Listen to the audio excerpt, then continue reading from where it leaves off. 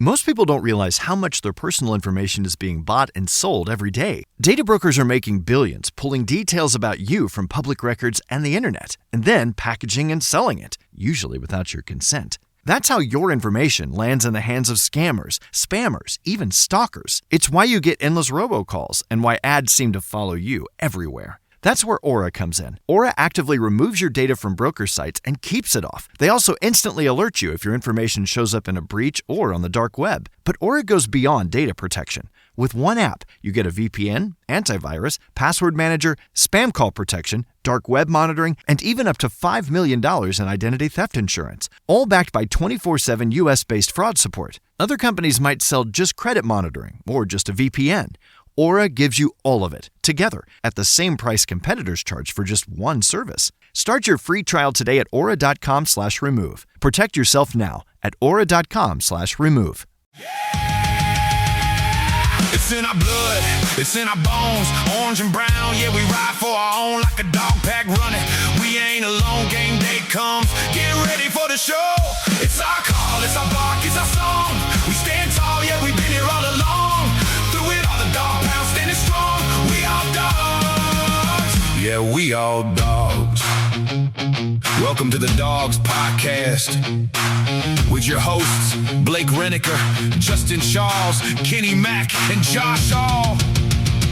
We all dogs! Hey, what's up, everybody? Welcome back to another episode of the Dogs Podcast. Josh Hall, Justin Charles, no Blake. Yo! We got the, kind of like halfway commitment from Blake earlier this week. Like, guys, I think I'll be able to do it Friday night. It's real half-ass commitment. I knew, I was like, yeah, I remember those days.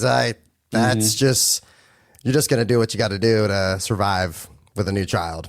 Yes, Blake still got the newborn daughter at home, and according to him, she cries all the time, every night. And I said, you know what? That's what my son did too last year. I remember those days. I thought I was going to black out for him, but actually I still remember somehow. But whatever, here we are. We're going to be going through the Browns 2026 schedule. The release was last night. We're going to talk about the video the Browns put together, some other things around the opponents and everything that we got coming up here in 2026 and how it all shook out for the Browns. If you guys want to, in the comments here, start letting us know, what do you guys think record-wise? I know we don't even know for sure what the final roster looks like or even who's playing quarterback, even though we can talk about that here in a little bit. But sure. Let us know some of your roster predictions as we go along. If you guys want to get into the dog pack before we get started here tonight, go to jointhedogs.com, hang out with everybody over there, get into the private Discord, and then you can be part of the Discord Dog Pack Live episodes. And fantasy football is starting. Not starting, but the registrations will be starting here on June 1st. So we're about halfway through the month of May. So we'll be kicking off registrations before long. And then, the summer rolls by real quick. It's training camp, it's preseason, and then boom, we're doing drafts. So Get in now, hang out, get to know everybody. It's a ton of fun. Jointhedogs.com. And actually, me and Justin have a little fantasy football game we're going to play at the end of the show here for you guys. If you watch my short video from the other day on social media, it's going to be kind of the same thing. We're going to use a randomizer for the teams. We've got our roster spots, and then whatever team pops up, you just have to pick somebody from that team real quick. And once you fill your running back, you can't pick a running back again. So little fantasy exercise, most exercise I've had in a couple weeks now. So here we go. Very excited. Yeah, well, exercise on your emotions if you're watching the Cavs right now. I believe that's is it halftime yet or almost halftime? I think we just hit halftime. I didn't watch the last 30 seconds, but they crawled back to within close to 3. That's emotional roller coaster right now. It is. Normal Cavs playoff, That's a basketball game too. From the tip to the, it's up and down the whole way. You got, a series of runs here and runs there. And then by the end of the game, it's down to the last couple baskets. So it's playoff basketball, baby. But That's enough about the Cavs. We got to talk about this Browns schedule. So I'm kind of operating everything here. I'm going to pull the schedule up here on the screen. Awesome. There we go. Justin, when the schedule came out last night, man, I guess we'll talk about the video and get into some specifics, but just the schedule itself. What was your overall feeling after you looked at it? So I always lay these out. And anytime we do the release, I go, keep in context, it's May. You know what I mean? We're 4 months out from things really getting going. But when I first saw it, the thing that really stood out to me was like the bye week, and I like the second half. I like how it lays out like a nice little home slate for us. And on paper, it looks favorable. Now, there's always teams that are going to surprise, get into the playoffs. You know, last year we had 2 teams that didn't make the playoffs get to the Super Bowl. You know, I hear a lot of people say, you know, we have the 6th easiest schedule, you know, in the league this year. That to me, No, it's the first, I think. is it the easiest overall? Okay. For sure. So I always take that with just a little bit of grain of salt too. You know what I mean? Because 2 years ago, Washington was supposed to be that team, and you know they got Jaden Daniels. So that turns things around very, very quickly. You know, on the trajectory of a team that once stunk a Las Vegas. You know that you would think, oof, last year, you know, not a very good team. This year, you got Kirko and a first round, you know, overall, you know, with Fernando. So and some weapons. So interesting, but the big thing for me is back half. I love how it plays out. If things line up for us as far as offensively, could be interesting. Could be very interesting. It could be. I see Chewy1134 in the chat says, we are not losing to the Jets or the Titans this time. I would hope not. We shouldn't have lost those freaking games last year, and our offense was abysmal. That was ridiculous to lose those games. Agree. Are we talking about how we've picked it? Because have you done like a little projection on this yet? Or No, I know it's very, very early. I have not. You know, I don't. I try to hold off on doing that, and I will if everybody wants me to. I'll just kind of go through and do some early projections, and then we can change it as the summer goes along and everything. But you know, I guess for everybody who's listening to the audio version of this after the fact, I might as well just go through it real quick. If you haven't seen it, I'm sure you have. But week 1, we open on the road down in Jacksonville against the Jaguars. Week 2 is on the road, Tampa Bay Buccaneers. And then week 3 is the home opener against the Panthers. Week 4, Thursday night football, the only primetime game the Browns got against the Steelers at home. And then week 5, it's back on the road with the Jets.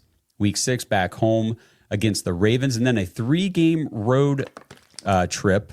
Week 7, Titans. Week 8, Steelers. Week 9, Saints. And then we come back home against the Texans before the week 11 bye. After the bye, we have 3 straight home games. It's the Raiders in week 12, the Bengals in week 13, and the Falcons in week 14. And then a couple away games, the Giants in week 15, Ravens week 16. The final home game is week 17 against the Colts, and we wrap everything up just like last year on the road in Cincinnati against the Bengals week 18. So the kickoff to the season, I've seen some people griping that we open on the road and we close on the road. That does kind of suck. And it kind of sucks that we start with 2 road games and they're both in Florida. So I would imagine we're going to go down there and we're going to stay. I don't see why we would go down, come back up, go back down, come back up. I would imagine we'd go to Florida, probably stay there for the 2 weeks. And I've seen some people on social media talking about we need to be talking about the heat in Florida at that time of the year in these football games. That's something the Browns are going to need to be prepared for. Yep, conditioning and all that. And not to mention, like, these are potentially 2 very decent teams. Jacksonville, it just depends on what season you catch them in. You know what I mean? I feel like they're either really good or they're really kind of not good. I mean, if it goes off, you know, how the pattern is, they'll probably be awful this year. But, you know, on paper, roster-wise, that should be a good team. That should be a team that should contend for the, you know, the AFC South. Same Tampa Bay, another team like, they always kind of seem to start hot, and then, you know, with last year kind of fizzled out. But something tells me that that's going to be a tough game for the Browns. You know, it's going to be a lot of, you know, chip on your shoulder stuff going on in that game. You know, maybe some past emotions might be brought back up. But, you know, the way they start there down back-to-back in Florida, that's about as tough as it could probably go. And even Jacksonville, like when I looked at it, Jacksonville's kind of fluky to me. I could see us going down there and beating them. And I also see them just winning outright on us. You know what I mean? Coming out hot and just, we come out flat on the road, you know. They were way better last year than I expected them to be. So way better. If that rolls over into this year, I mean, it's going to be a tough game. I've seen some people think like, oh, Jacksonville, that's a nice week. I'm like, I'm not definitely not writing Jacksonville off in week 1. And Barry Shuck texted me the other night and said, you know, what'd you think about the schedule? Would you rather have, you know, it front loaded with more difficult matchups or back loaded? And I said, well, give me the backloaded with the more difficult matchups because by the end of the season, those matchups may look way different. At the beginning of the season's when everybody's at their healthiest, typically, right? So think about like the Chiefs last year. If you had the Chiefs on your schedule in week 15 ahead of the season, you're going, oh man, we got to play the Chiefs late in the season. By the time you got to week 15, they weren't winning any games. They were an easy win. So things change really fast in the NFL. The early part of the season's where it's the most difficult because everybody should be the healthiest. And I think it was Ken Carman today on X. I saw him. He says something about the Buccaneers game. That's not a sexy game because Baker's already played the Browns since he's been gone. Like that, this isn't a big deal. I'm like, no, that's. I don't think Baker Mayfield ever loses a chip on his shoulder. Like it'll still be personal, and he's going to come ready to kick the crap out of the Browns in week 2. You can bet on it. I did see somebody put the Baker Bros Revenge Tour headline out. You got week 2 against, the Browns, but 2 against Kevin Stefanski and then the Rams at the end of the year. And I'm like, oh yeah. And Carolina also. They play the Panthers twice. Yeah. So it's just like, man, yep. This is a true revenge tour, but I disagree with that. I really do. I think that's one that as soon as they announced opponents, he probably had that one circled like, can't wait. And for the rest of his career, probably he sees the Browns coming to town or he gets to go to Cleveland. That one's a circle for sure. Oh, no doubt about it. Yep. So every single game this year is 1:00. So we have all 1:00 games. Makes it easy for us to do the podcast schedule. Right. We Except know for the Thursday night. Sunday night. Except for the Thursday night. Except for the Thursday night. Yep. One primetime game Thursday night in Cleveland, week 4. So it's early in the season against the Steelers. I love that because they haven't beat us in Cleveland since 2021. Let's do it. And the environment. Thursday night football in Cleveland, night game, environment is always peak. It doesn't matter how crappy the team is or how bad we look, that place will be rocking. That's one. I looked at the schedule. I said, yep, that's absolute have to be at. Me and my wife were actually talking about doing a traveling tour this year, like trying to do Kenny Mack type stuff, either go to Tampa Bay or go to Nashville for a game. But I saw that week 4 and I was like, yeah, we're going to have to get up to Cleveland for a Thursday night and enjoy it. That's when they knock the lights out in the stadium and everything. Absolutely peak. Yeah. I've never been to a Browns game for a night game. I think that would be really cool. Electric, bro. Electric environment. Very rowdy. You can feel that through the broadcast for sure. Like when they're doing the pregame stuff and the game kicks off, it's like, man, this just feels different up there. We did Halloween a few years ago against the Steelers was like one of the most epic games I've been to. And then in 23, the Jets game for us to clinch. Yikes. A lot of great stories involved with that night with Dog Pack and just friends in general that went up to Cleveland for that one. But what an absolutely memorable or not memorable evening for Browns football. Depending on how much you drank. Wonderful. Right? Correct. Yes, sir. So sticking with the Steelers then, I like the fact that when we go on the road, so it's about the middle part of the season here. If you guys are looking at the schedule on the screen, we got a 3-game stretch where we're on the road. So it's Titans, Steelers, Saints. But the Steelers are smack dab in the middle of that, and that's not a super far travel for the Browns to go over to Pittsburgh, and they're coming back from France. Yeah. So they play the Paris game the week before that. So we get them coming off the Paris game, the international travel. I like that. I think that helps us. I like the fact that the entire AFC North got pegged for international games, but we did not. Yeah. Yep. I don't know how you feel, and I know we're in May.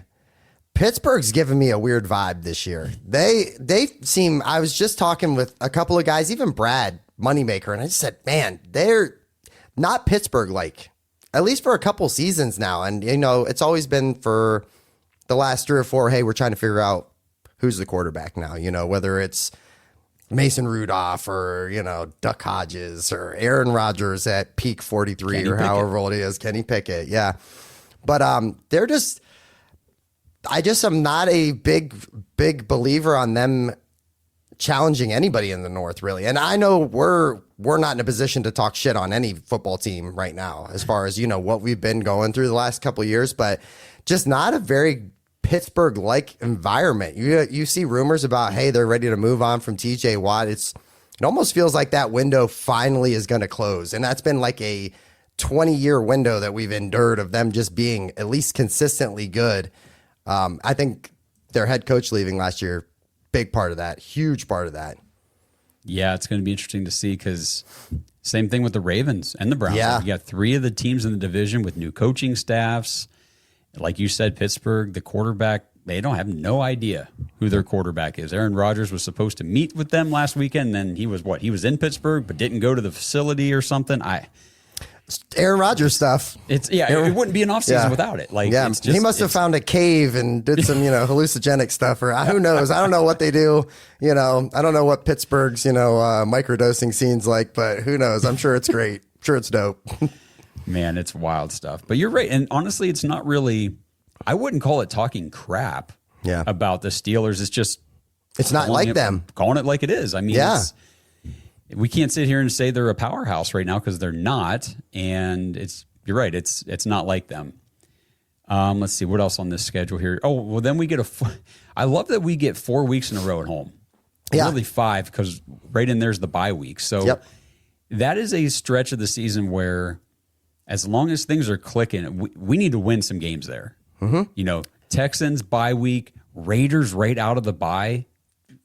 Come on, we should dominate them that game. I don't know if you picked up on this too, and depending on how the weather is, in beautiful Cleveland, Ohio, starting week 10, that's pretty much all dome teams except for Cincinnati. You're talking about the Texans. Oh, you're right. Dome, Raiders, dome, Falcons, dome. I wouldn't want to go and I think it's a lot more of a toss-up going to their house. I sure as hell wouldn't want to do Bijan in a dome. If now we get a little crappy conditions out on the lake and, it gets sloppy. I know everybody's going to say, hey, we're pro dome, but in this situation, maybe I'm not as much pro dome on that. But those are all teams that are going to travel to Cleveland and have to deal with outdoor elements. Well, the thing is, I'm not like the weather. It's not a home field advantage for us, but if it can, obviously, if it slows down the other team, it's going to slow us down too. The problem is the other teams have more talent than we do. That's why we're trying to slow down the other team to kind of get them down to our level. Because you look at like the Texans, obviously C.J. Stroud, and Nico Collins and the other receiving weapons they have there on offense, and then with the Bengals, we know what their offense looks like. The Falcons, like you were saying, so if we get anything to kind of slow them down and reduce the effectiveness of their offensive skill players, that gets them on a little bit closer to a level playing field with us, unfortunately, but that's just kind of the truth. I've been to crap games too. I went to that Miami game last year and I watched, us put up 31 points or whatever in that game, off a bunch of fluky turnovers and Miami playing really bad too. But the weather was awful that entire game.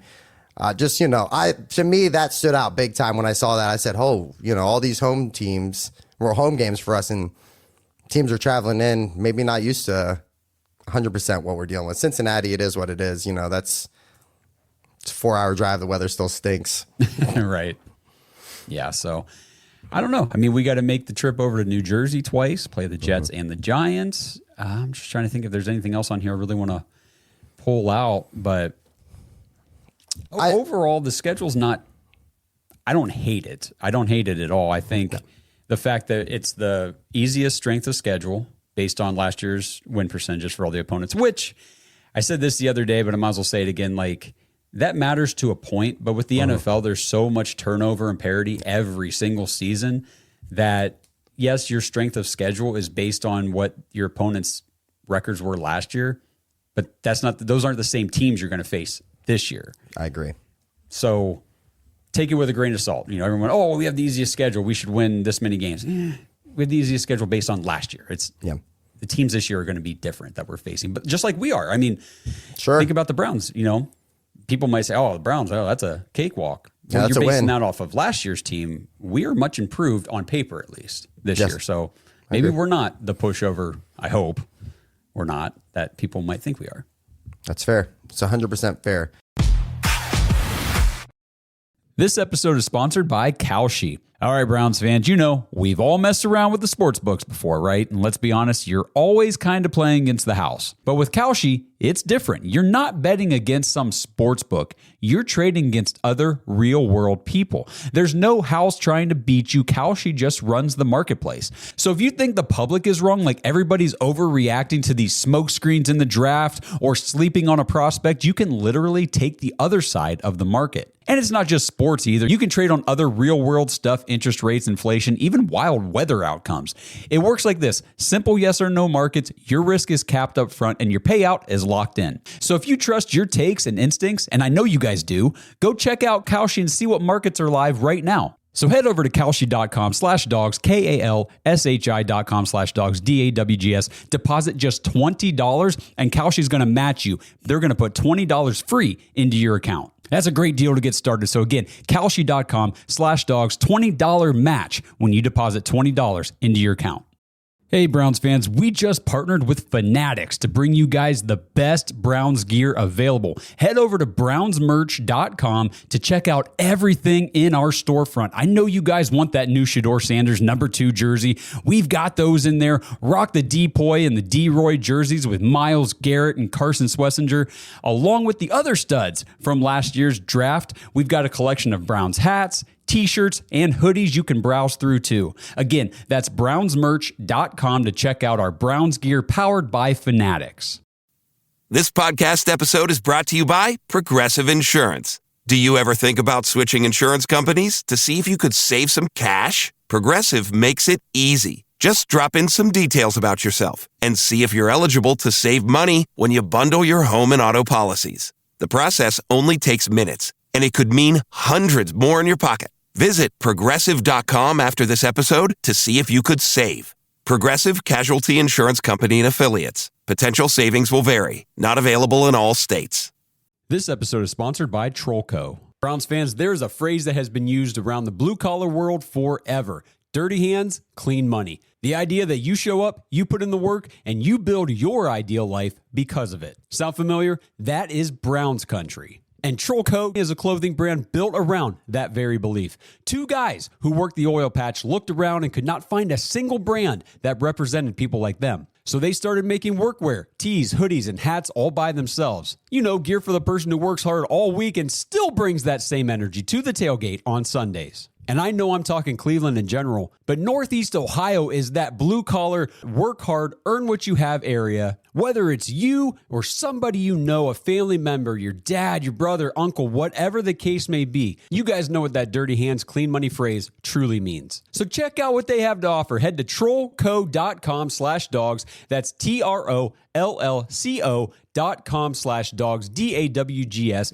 and use code DOGS25 for 25% off your first order. Most people don't realize how much their personal information is being bought and sold every day. Data brokers are making billions, pulling details about you from public records and the internet, and then packaging and selling it, usually without your consent. That's how your information lands in the hands of scammers, spammers, even stalkers. It's why you get endless robocalls and why ads seem to follow you everywhere. That's where Aura comes in. Aura actively removes your data from broker sites and keeps it off. They also instantly alert you if your information shows up in a breach or on the dark web. But Aura goes beyond data protection. With one app, you get a VPN, antivirus, password manager, spam call protection, dark web monitoring, and even up to $5 million in identity theft insurance, all backed by 24/7 US-based fraud support. Other companies might sell just credit monitoring or just a VPN. Aura gives you all of it, together, at the same price competitors charge for just one service. Start your free trial today at aura.com/remove. Protect yourself now at aura.com/remove. Let me ask you this, man, because when I looked at the schedule, there's always games that I look at and I'm like, ooh, that could be a trap. To me, that week 7 game against the Titans, I think that's not going to be a pushover game. Like when who was it earlier? Chewy said the Jets and the Titans. Yeah. I don't look at the Titans week 7 as just mark it down as a W at all. I mean, if Cam Ward develops and progresses and they've added around him, I could see them being very, very decent. And they're on the incline. You know what I mean? They're only going to get better. They're very young. You know, they've added pieces. You got Carnell Tate. You've got Wendell Robinson. You still call it what it is. Tony Pollard, I watched him dice us up last year in Cleveland, absolutely slaughter us. So he's still got juice. Apparently, he showed it last year for him. But I think that's the one. And even Carolina, like everybody said, Carolina week 3, our home opener. That's a team that made the playoffs that year. That's got a lot of young talent and a lot of veterans now. Like they've been building on that for 2-3 seasons now, especially on the defensive side of the ball. They've really put in some work on that, but I don't look at that game either as like a complete just mark it as a W at all. No, I don't either. I think, I mean, it all depends on how we come out of camp and preseason. Yeah. First of all, do we come out healthy? Yeah. Last year, unfortunately, you got guys like Martin Emerson tearing their Achilles in training camp. It's like, well, that's a big blow to the defense right there and left us a little shorthanded at that position. So hopefully we get through everything relatively healthy. And hopefully this offense takes that level up that we're expecting and hoping with Todd Monken coming in here and replacing Kevin Stefanski, which that offense wasn't doing anything. So it's hard for the offense to get worse because it was kind of historically bad offenses in the last 2 years. I mean, it can always get worse, but yeah, I see it being better. It's just how much better. And can we not shoot ourselves in the foot? Can we not give up 2 kick freaking returns to the Jets and crap like that to put ourselves behind the 8 ball and throw 5-yard dink and dunk passes the whole damn game? Like, we really did to ourselves a lot last year. I will say this: if it ends up being like last year, we've got bigger problems to worry about anyway. We won't have to worry about like how we're going to look week 9 against the Saints. We're going to know exactly what the rest of the season looks like, and unfortunately, it's going to be very, very depressing for Browns fans. If you're bought in and you're on the optimist side on it, and you believe that the quarterback, I'm going to say Shador, they put weapons and, actually like supplemented him with some talent going into this year, you've got to think that the team is on the rise. I don't understand how you would ever think, I've just been so mind blown over the last 8 weeks of just everything that's transpired. I feel like I've kind of lost touch with where we were at when the season ended and to this point. But I'm actually super excited. And, I think that also a team on the increase. It's young funny quarterback. You're right with the season ended. Obviously we ended on two divisional wins against, divisional opponents, which was cool. But it was just, you were kind of down because the team sucked. And then it's like, we fired the coach, which we needed to do. And it's like, all right, now we got to do this coaching search. And it ended with Todd Monken, which was not everybody's favorite choice, when it happened. I think everybody's on board now. Yeah, that's right. But at the time, and then you kind of go through the off season leading to the draft, and it's like, man, okay, we signed some guys, but are we going to blow this draft? Yeah. And then the draft happens, and everybody's here. Cloud 9, bro. Drinking the Kool-Aid. Drinking all of it. Yes. Just and I'm here for it. Over our heads. Like, yeah, I'm here. Baby, let's go. And then 2 days after the draft, Mary Kay's like, oh, hey, by the way, Deshaun Watson's going to start, and I think he should. It's like, Stop it. I know. Quit killing that. I know. And that's the thing, too. It's April. It's May. I get it, But to me, if you're talking about the success of the team long term, like past this year, I don't understand what we're even talking about Deshaun Watson for. Unless, I don't. Go ahead. I agree with you. And I was going to say it's a great segue because apparently the Browns social media team doesn't feel like it's worth using him at all because they put together their video last night. Why don't we talk about that video a little bit? Sure. So what? I know you said it was terrible, so I really want to get your take on it. Yeah, I don't know. I think that it's just for me, their social media team. I look at the Cleveland Browns social media team sometimes, and they're very risky, and they do things that I laugh very hard about. And it's almost like Chargers. Chargers nail it every year, and they've done that successfully like 4 or 5 years now. Where I'm like, wow, chef kiss, they nailed it. Like yesterday's Chargers release video. Another absolute gem. Like they just get it right every time. I thought it was cool. The Street Fighter thing was cool. Matt Pat's cool, but I felt let down at the end. Like I was just like, it was just very it was cool. It was fine, but it wasn't risky. It was just kind of a plain Jane kind of, hey, here's our schedule. You know, with Street Fighter. Come on, man. let's do Mortal Kombat. Yeah. You know, but Yeah, I mean, it was. What was the guy's name? Because I didn't even know who he was. Matt Pat. So yeah, he's like a YouTuber. Like, Okay, from Ohio. Somebody said, yeah, he's a YouTuber. I'm like, yeah, I don't do a whole lot of the YouTube stuff. His thing was like he did different channels, and it was just like gamer theory. Okay. Like just I think for some people he was kind of like, you know, like in the nerdy scene, he was a generational kind of guy. Like growing up, like people look at him, they're like, oh man, he's iconic for that generation, I guess. Okay. Interesting. I know we were just talking about it briefly, like texting earlier, and you said it wasn't good, and I was like, well, I couldn't even read like on the screen.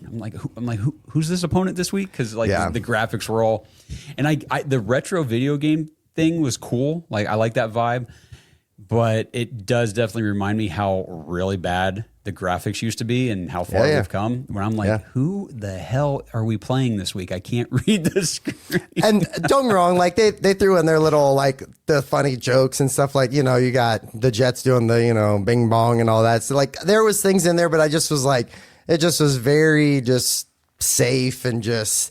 Sometimes during the season, I don't know who gets a hold of their social media account and starts making videos, but 2023, whoever that was, get them a raise. That person was killing it. Who was it? There was a team, their release, I forget what it was, and they play the Patriots. So everybody's doing little digs with the Patriots, and there was like a baking scene or something, and there was a recipe on the table. And if you pause the video and zoom in on the recipe, it like lists like a teaspoon of this, a cup of that, and it says a teaspoon of Rossini juice. Oh boy. Yeah. I knew yesterday, that was the one that I was like, when the Chargers said their video was coming out, I was like, I saw Patriots around their schedule and I was like, uh-oh. Yep. And actually I feel like after watching the video, they really went after the Buffalo Bills, especially Keon Coleman. And I saw that. So good. And then Baltimore, you know, with I guess the trial, you know, physical trial or whatever that they had to back out of their trade. Oh, that's right. Yeah. I saw it's that. very Sorry, solid. we had to back out of whatever. Yeah, it's very solid. Just for the really good. gamer nerds, you know, that used to do Halo or even Call of Duty. Like I feel like that people identify. I was literally watching it, going, Blake is losing his mind somewhere. Blake is absolutely. This is Blake's video. But yeah, they always do a good job. But back to what the Browns did. So I guess the big storyline coming out of the release video, for those of you who didn't see it or if you just want to hear about it, there were, in the video game, you had five players, 5 characters you could choose from, right? You choose your fighter, and it was Flash, so you could pick Myles Garrett. It was the Warden, you could pick Denzel Ward. It was Q Judd, Quinshon Judkins, and then there was D-Roy, obviously Carson Schlesinger. The 5th guy was not Mason Graham, the number 5 overall pick from last year. It was not Grant Delpit or Harold Fannin or Jerry Jeudy. It was not Deshaun Watson, who you're paying $230 million to be your quarterback. It was Shedeur Sanders, S2, was the 5th character in the game. And that alone made me stop and think, okay, that's interesting. But then there was that scene for the bye week. You remember that part? yes, yeah, Where what's his name? Matt Pack? Matt Pack. Yep. Matt Pack talks to the arcade guy, the dude in the arcade, puts his quarter in the game, and it comes up and says, sorry, it's the bye week or something. And he's like, oh, man. And Matt Pack's like, hey, that's the bye week, comes around once a year. And the kid trying to play the game was like, well, that was my last quarter. I want my quarter back. Matt Pack taps him on the shoulder and says, sorry, Shedeur's not playing today. Or Shedeur's off this week. Right. And it was like, oh, okay, so we're just assuming Shedeur's the quarterback here, apparently. Like, and I get it that it's the social media teams putting this together. Correct. But everybody in the building saw that video before it came out. What I'll say about this, I know we're having a QB competition. You know, there's going to be an open, fair QB competition. Just as far as just, and Josh, I think you'll agree with this, as far as just optics go. You know what I mean? You've got one guy who a generation of kids embrace. You know what I mean? Like, people love this kid. They do. Character-wise, all of it. I mean, just the work ethic, all the stuff that you hear is great. The going to school stuff, all that stuff's great. You know what I mean? So is it really that shocking that the social media team would pick that guy to make their fifth character? I don't think so. And I know, Todd Monken's not going to go. This had nothing to do with Todd Monken or the coaching staff or even like who they're going to pick at quarterback. I feel like we've got time to, figure out how that's all going to work out. And I think that will work out, in training camp pretty obviously. But I think it would have left a really, really bad taste in people's mouth, especially Cleveland Browns fans. If you go into it and you go, and we're in this debate right now, like who's going to be the quarterback? Is it going to be Watson? Is it going to be Shedeur? There was no way that the Browns social media team was going to put Deshaun Watson in that video. I mean, they tore him down off the stadium. The banner came down. We all saw it. Like, to me, when that happened, that was we're moving forward. We took the swing and the miss. All those things were said. Like, to me, we're past that point. I don't know if we're trying to make a trade bait situation. I don't think it's even possible, but that's in my head. I'm like, hey, maybe that they're doing this guy a favor and, long-term next team or next year, whatever's going on. But I just don't think it's realistic to think that after 2 Achilles tears, Deshaun Watson can now lead this team after failing. Oh, and the thing that's frustrating, is we clung on to a half of football against Baltimore or a throw against the Raiders it was even a flag. We didn't even get to keep that friggin' play. That, you know what I mean? It really was a garbage call anyway, but that didn't even count. And we were still like, but remember that one. You know what I mean? Yeah. To me as a fan, I've moved forward. I moved forward 2 years ago. Yes. When he went down, it was unfortunate. It sucked. I was in the stadium. I saw all that happen. I watched fans boo him. I will die on the hill. I watched people cheer and boo him as he was injured. It was messed up. It was unforgivable as a fan base, but that told me everything that I needed to know as far as like what the pulse of the fan base and the team was moving forward. You had players saying that. David Njoku was saying things out loud like that. It's just, to me, we can't backtrack now and go, oh, okay, yep, maybe there is a chance at this. Maybe this can work out. The worst case scenario is he balls out and then we're in a situation where we're talking about what do we got to pay this dude? Do we even offer him a contract? It's crazy to me. Would he even sign it? That's what I keep saying. No. Does he even want to be here? No, hell no. Yeah. So let's see what Chewy in the chat. Have people forgotten how bad Watson was last time he played? We haven't. No. I'm shocked. I don't get it. And one of the most common arguments I get from people on social media is, well, he was better than Shedeur Sanders was last year. Like Watson is still better than Shedeur. And I have the graphic on my phone that I made because I pulled the stats and I pasted on there to every single comment that says that. And I'm like, no, he didn't. If you think Shedeur Sanders was terrible last year, you should want absolutely nothing to do with Deshaun Watson because he was statistically, factually worse. With better talent. With better talent, a better offensive line, Nick Chubb, Amari Cooper, guys, dudes that if Shedeur Sanders had on his team, he would not look like that. And he was a rookie that we gave no opportunity as the coaching staff and ownership and all of it. We didn't give him a chance. He was throwing the trash cans. What are we talking about? It's so crazy to me. And then we're going back. Then we're backtracking. What are we talking about? It's silly to me. It's crazy. If you're interested in this team being successful over the next 2 to 3 years, somebody in that rookie class has got to work out. And I think that it's Shedeur Sanders. I know I was sold on it. I loved everything to do with it. To me, it was disappointing last year how things went where you saw him just get absolutely I don't want to say disrespected because, things did work out. He got drafted later. He went 5th round. Obviously, Kevin liked Dylan. Things had to fall in place. But by the time that Shedeur got to go in, we at least saw flashes. Like, did we forget that we saw him make throws that we hadn't seen quarterbacks make in 2 years? We were okay with 3-yard dink and dunk, and they was 3rd and 15 because we couldn't stay on sides or friggin' hold a block. We had to hold everybody. For once in my life, over the last couple of years, I was excited about what I was seeing. And then we're just going back to the same garbage looking offense. Like, I know it's a new system. I know it's a new coach. I knew we're going to see new things, but I'm just not interested at all.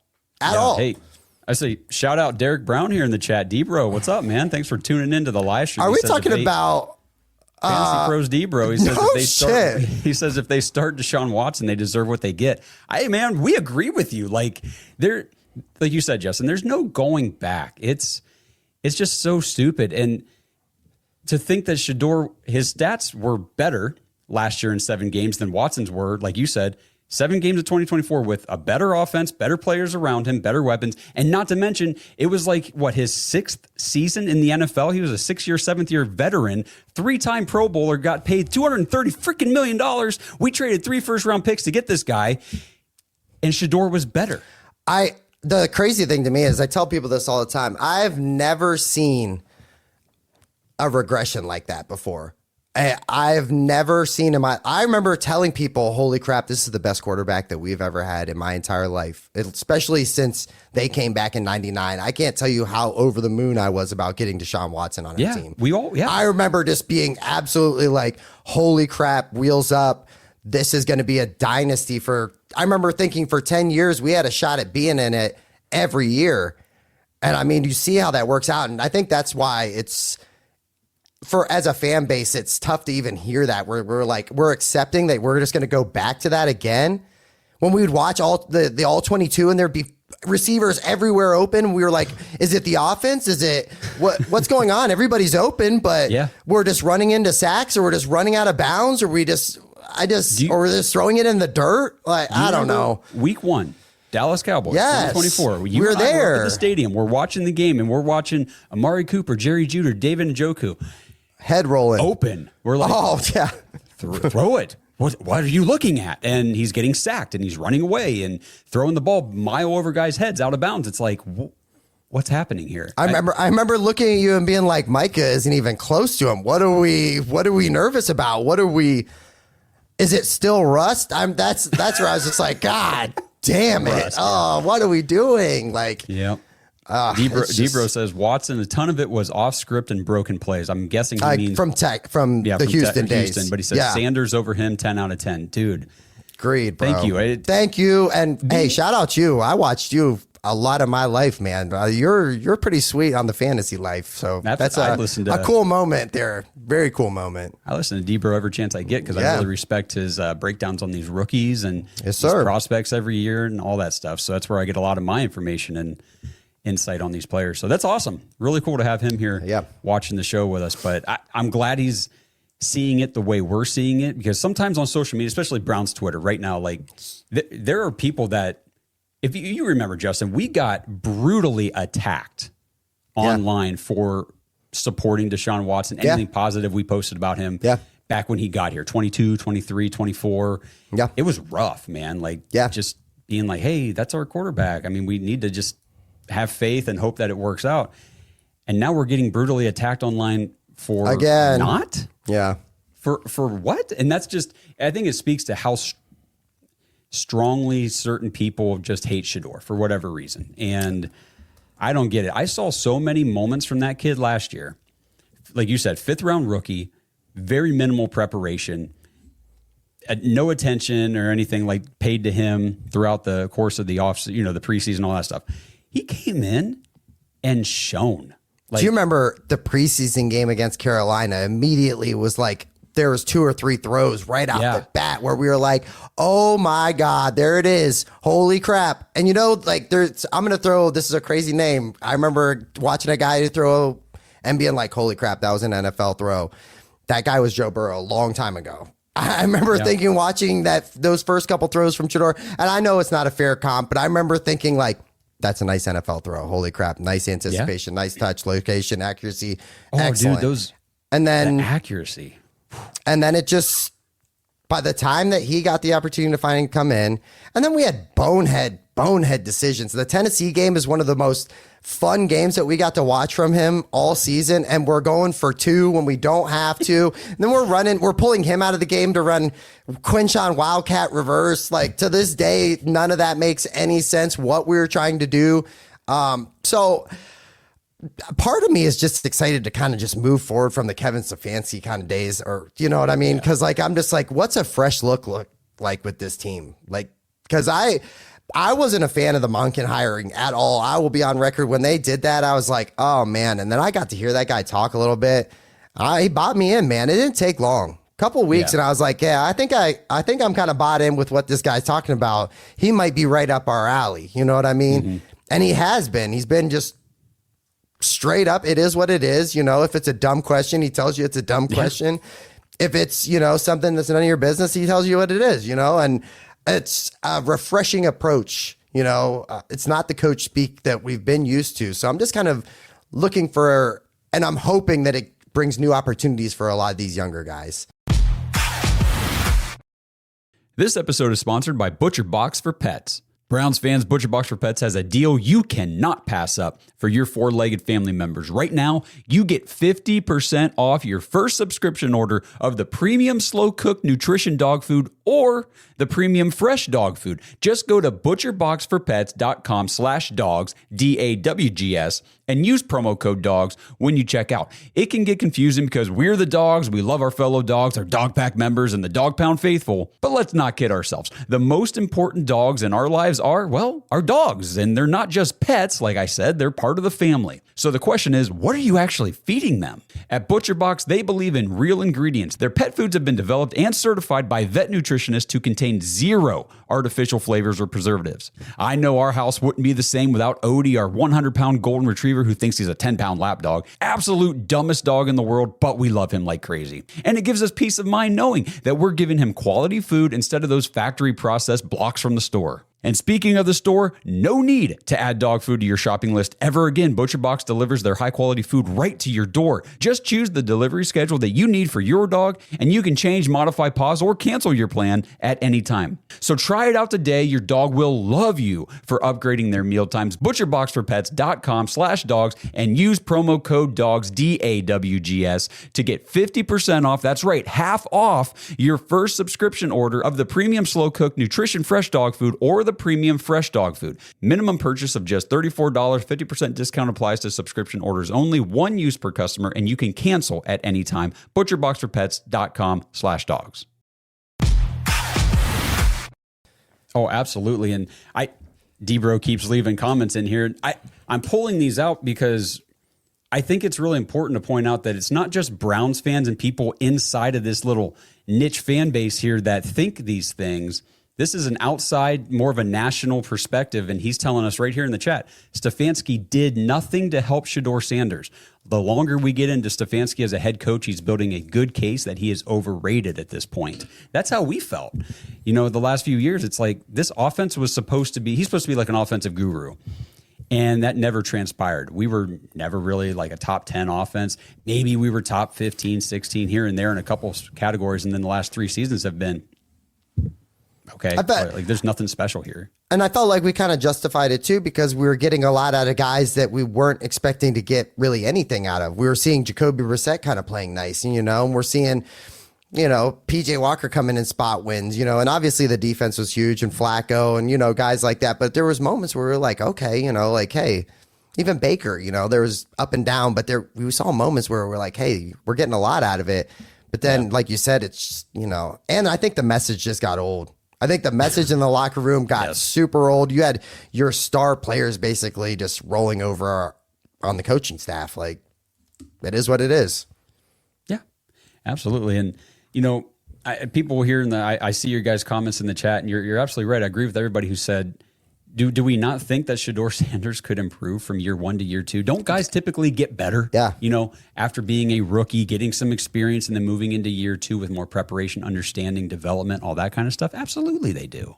I always hear, Shedeur was really, really bad last year. And I'm like, yeah, look at the team around him. Like straight up. And that's not, I love the Browns. By the end of the season, it was awful. It was a turnstile at offensive line. The offensive line was a disaster. It was a joke. And that was guys that we love. You know, we're talking about Wyatt Teller and Joel and, you know, and we're not even sure.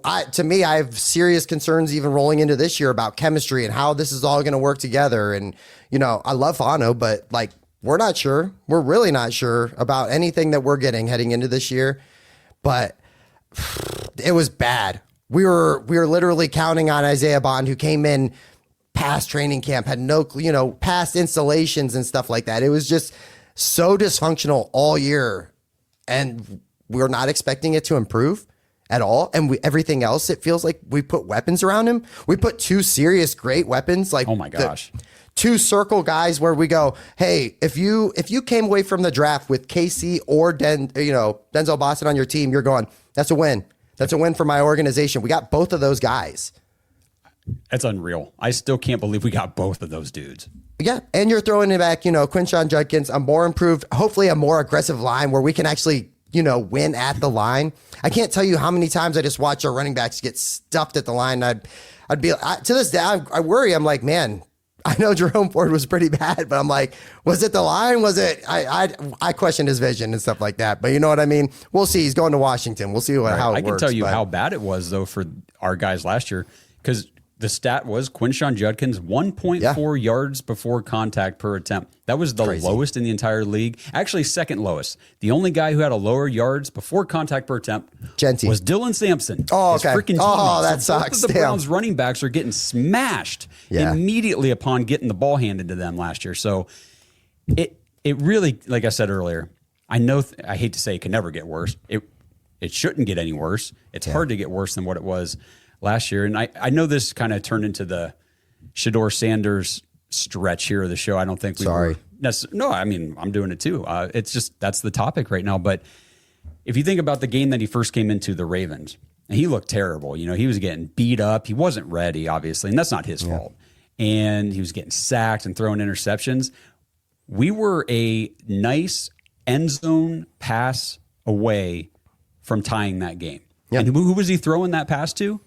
Gage Larvidan, a practice squad UDFA player. Are we talking about the same game where they had to teach him his cadence because they didn't know it? Yes. Heading into the game? At halftime? That's crazy. They didn't know the backup quarterback's cadence. When I heard that, I was like, what? And it was Wyatt Teller that said that, so I believe him. I'm like, yeah. Why else would he come out and say that? He wants all the smoke out there. He wants everything to be known. I think so. Hey, shout out Wyatt too. Shout out Wyatt Teller. I love Wyatt Teller, but hey, good luck, man. Good luck in Houston. Yeah. Yep. All right. Well, I think we kind of nailed the Shedeur thing, but it sounds like at least everybody here in the chat seems to be more on our side. And for me, it's not, I see people say like, oh, you're just a, Shedeur Sanders lover and all this stuff. I'm like, I want the best quarterback to play for my team to give us the best chance to win. And I have no idea how anybody in the right mind can think that's Deshaun Watson at this point. It's completely fair. For the future of the team, I don't understand. It doesn't make sense. It just doesn't. Financially, it's his last year. Nothing. Yeah. Regardless, gone. This is it. The worst thing that could happen is we start him and he balls out, because then you're just in. And I would be shocked by it. I would be absolutely shocked by that. If we could have designated him as a post June 1st one cut in March this year, we would have. Yeah. So we're talking about a quarterback battle where one of the guys is a player that this team would definitely have already cut and moved on from if they could. Financially, they are strapped and cannot do it. Absolutely. Yep. So to me, that's crazy. But yep. And then, did you see the thing? I want to ask you, did you see the thing Tony Grossi said too about whoever wins the quarterback battle? Like if Deshaun Watson is the starter, then Shedeur should be QB3 and they should let Dylan be the backup. Yeah.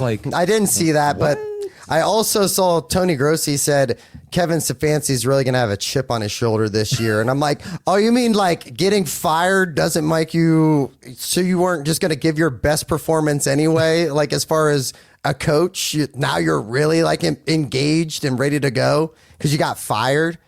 Okay, cool. Sounds good. Sounds like we made the right call. Let's move forward. Well, I think Kevin probably said like, well, that chip's going to be on me. We just need to coach better. We're going to do better. We're going to do better. We're going to get back to work and we'll get it fixed.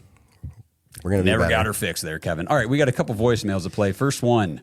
This one's from Josh. Hey guys, this is Josh here from Columbus.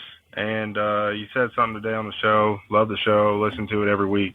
That you said it feels good to feel good, and I just really appreciated it. So I wanted to call in, leave my first voicemail, tell you guys that don't know why I'm a Browns fan most of the time. I got to listen to everyone give me crap at work and be like and say that oh, how could you watch that team? And I don't know why, but we might not win games, but it feels like we won the draft. And I wanted to tell you that I heard it today. And yeah, so I'm going to feel good for a little bit. All right, go Browns. Woo-hoo. It's a badge of honor. It's a badge of honor to be a Cleveland sports fan. It's super frustrating. It's heartbreaking. Depending on how old you are, it can be even more equally frustrating and heartbreaking going back, even farther. I feel like if you're in Northeast Ohio, for the most part, and you're born and raised in Ohio, like it's very easy to fall in love with, the history and the legacy and like the grit of what it is to be a Cleveland sports fan, whether you grew up on the Indians or you grew up on the Browns or the Cavs. It's like a badge of honor, you just wear it and it is what it is, like I to this day, I laugh because 20 years ago, I was like, there's no way we can still suck this bad in 20 years. And I have kids and stuff now that I'm trying to sell this team to, and nephews. And I'm like, hey, no, it's awesome. Cleveland sports. Let's go. Hashtag let them know. It's awesome being this is what I love about sports and fandom, just as a quick aside here, because you can be from anywhere. Yes. I mean, whatever your upbringing was, where you went to school, who you hung out with, whether you played sports or didn't or whatever. It doesn't matter. If you're a fan of the Browns, like you said, Cleveland sports, Indians or Guardians and the cat, all this stuff, like none of that other stuff matter. You have something that you can relate to people with. Correct. And it's a deep relation too, because they've got the scars, you've got the scars, and you can go back and reminisce about moments in this game or that season, this team, whatever, this player. It's really special. So I know a lot of times people say it's just sports. Sports is stupid. Sports, if it was stupid and it wasn't special, it wouldn't be what it is. So I agree. I'll just absolutely leave it at that. But Josh was saying, first of all, thanks for your first ever voicemail. Appreciate you calling in. Send some more in. We love hearing from you guys. Absolutely. I forget who it was. Somebody left a voicemail the other day. It might have been Jersey Justin, who's our next voicemail here. But he said, after the draft, it just feels good to feel good. Like, I'm just going to enjoy it. Yeah. As a Cleveland fan, we don't get this all the time. So let's just feel good. Everybody says we won the draft. Let's just take it. We'll take it. And I will say, like, on paper, you just cannot do better than that. I tell people all the time, every time somebody asks me about it, whether it's work, life, they go, hey, what do you think about the draft? Like, really, really think about it. Did you love all the picks? And I go, honestly, those first 4 picks after that, the way you can finesse that first 4 and you come away with that amount of talent and that loaded and address that many needs. Hey, everything else is just icing on the cake. That was an absolute steal for 4. Like, our first 4 picks were basically, you can make the argument all easily top 30 talent, easily. Yeah. Could all top 20 talent, depending on where you have them placed. And we landed all of them. Yeah. It's wild. Absolutely. All right. And then second voicemail. This is from Justin. What's up, everybody? Your friendly Browns fan out here in New Jersey. Just want to chime in on the Taylor Green stuff. There's been talk about how he's throwing the ball good, and that's all good and great, but everyone needs to halt that. Remember, this isn't game speed, okay? We know his stats are at game speed. Secondly, there's also talk about using him as like a Taysom Hill in the NFL. I'm going to tell you right now, someone that used to play football, at his height, 6'7", he's going to be target practice for any linebacker, blitzing, safety at that height. It's like he's running with a target on his back.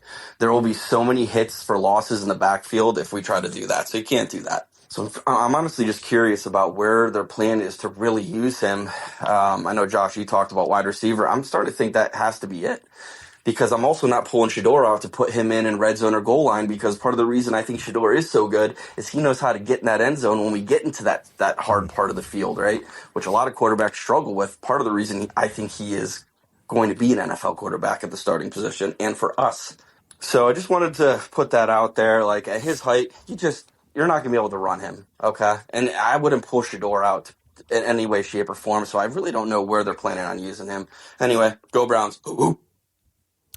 So do you look at him like as a Terrell Pryor kind of comp out? Yep. I mean, that worked fantastic for the Browns during that period. I mean, to bring that guy, the crazy thing is he was drafted by the Raiders and then ended up in Cleveland as basically a wide receiver, but that he was our guy for, I think, 2 seasons at least. Yeah, he 2 was years and 1 year. The second year he went over 1,000 yards. Yeah, went crazy. So To me, when they took that pick, just from what I knew about him, just from very limited from watching, college stuff and like that, I was like, well, maybe this is like a very down the road project. Like this is a serious, just we're gonna let this guy just sit back for years and and develop and learn, and maybe at some point he's able to get to a point where he's. I don't even want to say like Lamar because I don't even look at it like that. But you know what I mean? Like you got a freak athlete guy with crazy attributes, but to me, nowhere near ready to be an NFL quarterback at all. No, I was listening to a podcast a couple months ago, and they were breaking down guys like after the Senior Bowl and some things like that. And of course, Taylor Green was one of those players because he was at the Senior Bowl. And I really I forget who it was now, otherwise I'd shout him out. But they were saying Taylor Green is the guy that an NFL team drafts him, and what that team needs to do is say, you got 2 years. We'll give you the first 2 years of your rookie contract, work at your craft, try to develop as a quarterback. And if we don't have the progress we need to see after 2 seasons, you're moving to wide receiver. Sure. Yeah. Okay. Because it's a 6th-round pick with terrible accuracy numbers in college and high turnover rate. That does not ever work in the NFL. Could he defy the odds? I mean, sure. Would you bet on it for Cleveland? Yes, there it is, brother. Okay. That's where I'm at. I'm like, we're still trying to figure this quarterback thing out. We're still trying to figure this quarterback thing out since 1999, still trying to figure this thing out. So that was my worry too, is I was just like, the last thing I need is just a whole bunch of, we're not sure who we're going to be taking reps at quarterback again. That was the big fear for me. I think that was more of a last year problem than anything else. Yeah, I hope so. Okay. All right. And then before we get to our little fantasy thing here to wrap it up, I did want to shout out Emmanuel Johnson. Gave us a super chat. Thank you very much. Says back to that Ravens game, talking about when Shedeur first came in last year. It says people say that he had Jerry Jeudy open, but we don't know if Jerry would have dropped or fumbles the ball. Shake my head. Yep, we saw quite a few of those things happen with Jerry Jeudy last year, which is why we had to get some new receivers in here. And I still see people like in the Cleveland media saying, well, Jerry Jeudy's still wide receiver 1. I'm like, okay, you can list him there if you want to. Yeah. Don't be stupid, guys. He's not wide receiver. He's never been a wide receiver 1. He can't be. He doesn't even perform very well when he's a wide receiver 2. Look at the Denver years. That's fair. That's fair. It is what it is. After, we talk about can Shedeur Sanders develop and improve from year 1 to year 2? Yes. He's a rookie. That typically happens. Once you get to year 5, 6, and you've kind of been consistently who you are throughout that whole rookie contract and into your second contract, at that point, it's a stretch to expect any sort of big improvement from a player. Sure. That's fair. But, all right, so we are going to do this fantasy draft randomizer. So real quick, how it works for anybody who didn't catch the clip the other day. Me and Justin will each have a team. We're going to pick a quarterback, a running back, 2 wide receivers, a tight end, and a defense. I'm going to hit the randomizer on my screen. I will tell Justin what team comes up. He gets to pick one player from that team at any of the positions. Now, once he takes a running back, he cannot take another running back. And if the same team that he's already picked from pops up again, we'll just regenerate because we're not going to double up teams. How many running backs do I need? 1? 1. Okay. And we cannot duplicate players. So if you get the 49ers and take CMC, and then I get the 49ers, I cannot take CMC. He's off. Yep. He's off my board. So cool. All right. You ready to get her started? Yeah. Just let me know if I, take somebody you've already taken, all that good stuff. I will. I'm going to hit me, bro. Here. I got it. So your first pick is going to come from the Patriots. Ooh, Patriots. Give me Drake May. I figured. Give me Drake May. All right. So Justin goes Drake May. My first pick is coming from the Saints. So I am going to take Chris Olave. That's fine. Yeah. I like for one of my wide receiver spots. All right. Let's see. You're next. Tampa Bay Buccaneers. Give me Bucky Irving. Going with Bucky, who still hasn't been cleared for football activity. Okay. Don't worry. He's going to be fine. I'm very bought in on Bucky. Don't worry about him. He's going to be great. I got the Jaguars. I'm going to go ahead and just take Trevor Lawrence here because I'm hoping for some better skill positions as we go through this. You're on the board or on the clock now with the Colts. You've got Drake May and Bucky Irving. So you need 2 receivers, tight end, and a defense. Give me Tyler Warren. I figured that's where you were going to go. Thank you, sir. That's That's what I would have done too. Yes. Tyler Warren. Okay, I'm up. I got the Eagles, so I'm going to take Saquon. Okay. I feel like that's a strong running back choice. All right, you've got the Seahawks. Give me the defense. Oh, yes. Oh, yes, son. Very smart. Very good pick. I could have went, somebody else, but we'll see if you forget that guy. I guess. I got the Bills. Shoot, I wish I hadn't taken Trevor Lawrence now because I would love to take me some Josh Allen. How about Keon Coleman, man? Keon Coleman's lovely. Yeah, let's do some Keon. I think I'll do Dalton Kincaid. Okay. All right. Not thrilled about how this is going. Man, I don't know. Yeah, this is not going great. Sucks. All right, you're up with the Titans. You got to get both your receivers. Give me Carnell Tate. Yeah. That's my wide receiver, too. Maybe we'll see who you get. Yeah, we'll see. All right, the Saints just came up for me again. I can't do that. Okay, Dolphins. Oh, geez. Man, they're loaded with talent. They got. You already took a running back too. Sorry, bro. What do you got? Who do they have for receivers right now? You want me to help you? I got you. No, I mean, okay. What is it? The kid from Dallas is there now. Oh man, screw it. I will just take the Miami Dolphins defense. Man, my draft sucks. Wow. All right, your last receiver your last receiver has to come from the Falcons. Oh man, your drafts. This is bull crap. How about Drake London? You Thank you, suck, sir. Dude. This is a bunch of crap. All right, my last receiver comes from the freaking Raiders. Okay, bro. What you got, man? I don't know. Jack Besh, I guess. Dang, bro. Do they have any other receivers? They still have Turner. Or no, Trey Tucker. They got Trey Tucker. And yeah. Wow. I could be forgetting somebody. They definitely traded what's his name? I can't think Myers of his, Jacoby Myers. He's in Jacksonville, so. All right. Well, this nice sucks. team, bro. Yep. I want to redo. So Justin ends up with Drake May, Bucky Irving, Carnell Tate, Drake London, Tyler Warren, and the Seattle Seahawks defense. That's what you call one hell of a deal there. One hell of a team. You got championship, perfect timing, bro. You got lucky. I did not get lucky. I got Trevor Lawrence, Saquon Barkley, Chris Olave, Jack Besh, Dalton Kincaid, and the Miami Dolphins defense. That team sucks, bro. That's a case of getting unlucky and a little bit of you chose poorly. I saw your first round and I was like, hey, that's going to be tough to compete against. So appreciate you just absolutely shitting the bed on that one. So awesome. And wait till we get Blake in on that. Blake is going to be really good at this game. Blake, he doesn't keep up on the fantasy stuff. So he'll be like, wait, who plays on that team? But yeah, I mean, when I put those videos, I know some people will say like, oh, you're fixing it so you get there. Like, no, I'm just rolling it straight off the screen. What pops up? You saw how it worked out this time. Not so great. He might have been fixing it, guys, just so you know. I'm just kidding, bro. It's harder whenever you're very there's tough more at people, fantasy. though. I play Josh in like probably 4 fantasy leagues. The guy's a dog. He's tough to deal with. Very tough to deal with. So are you. It's great competition. So absolutely. That's a great way to wrap up the show. If you guys want to play fantasy football with us, whenever the time rolls around, signups do open up on June 1st in the dog pack. So go to jointhedogs.com. Get in there. It's a great way to help support the show. The lowest tier is just $5 a month. So it's like donating a cup of coffee to the show once a month. It's, we appreciate it. And collectively, like, it helps us out a ton. So we appreciate everybody in the dog pack. Again, you get access to the fantasy football leagues, dog pack Discord live episodes, the Discord itself, which is just a great place to be. And Justin, give me an update on the Cavs. We're losing by 12, 92-80 with 8:45 to go. So time to turn it on and let's get this dub, scrubs.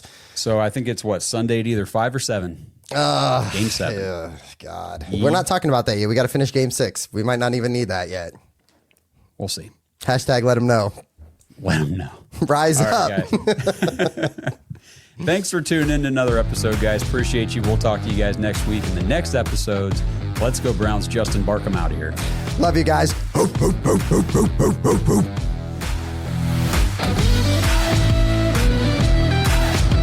Thanks for listening to another episode of The Dogs Podcast. Make sure you subscribe on YouTube and follow us on Twitter at The Dogs Podcast. Get your thoughts on the show at thedogspodcast.com.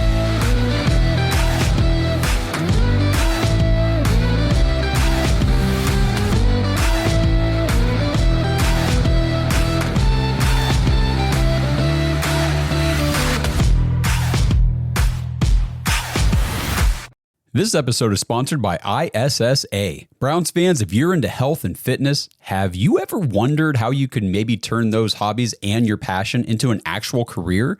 If that sounds interesting to you, then ISSA has the opportunity you've been looking for. ISSA is the International Sports Science Association, and they can help you become a certified personal trainer in as little as 3 months. And right now you can get $100 off your certification when you sign up through our link, joinissa.com/dogs, DAWGS. Now, certifications are 100% online, self-study, and self-paced. You can study anywhere from your phone, tablet, or computer. And the final exam is open note, open book, aka piece of cake.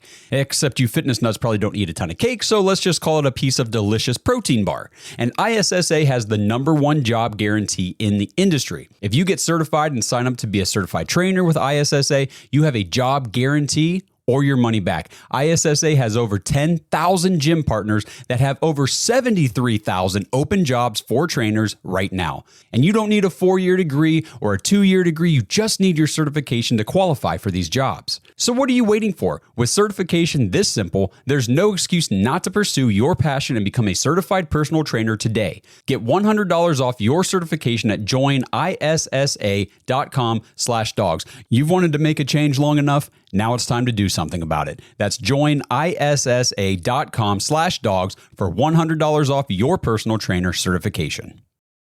Insurance isn't a one-size-fits-all, and shopping for it shouldn't feel like squeezing into something that just doesn't fit. That's why drivers have enjoyed Progressive's Name Your Price tool for years. With the Name Your Price tool, you tell them what you want to pay, and they show you options that fit your budget. Enough hunting for discounts, trying to calculate rates, and tinkering with coverages. Maybe you're picking out your very first policy. Or maybe you're just looking for something that works better for you and your family. Either way, they make it simple for you to see your options. No guesswork, no surprises. Ready to see how easy and fun shopping for car insurance can be? Visit Progressive.com and give the Name Your Price tool a try. Take the stress out of shopping and find coverage that fits your life on your terms. Progressive Casualty Insurance Company and Affiliates.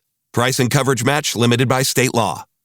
Most people don't realize how much their personal information is being bought and sold every day. Data brokers are making billions, pulling details about you from public records and the internet, and then packaging and selling it, usually without your consent. That's how your information lands in the hands of scammers, spammers, even stalkers. It's why you get endless robocalls and why ads seem to follow you everywhere. That's where Aura comes in. Aura actively removes your data from broker sites and keeps it off. They also instantly alert you if your information shows up in a breach or on the dark web. But Aura goes beyond data protection. With one app, you get a VPN, antivirus, password manager, spam call protection, dark web monitoring, and even up to $5 million in identity theft insurance, all backed by 24/7 US-based fraud support. Other companies might sell just credit monitoring or just a VPN. Aura gives you all of it, together, at the same price competitors charge for just one service. Start your free trial today at aura.com/remove. Protect yourself now at aura.com/remove.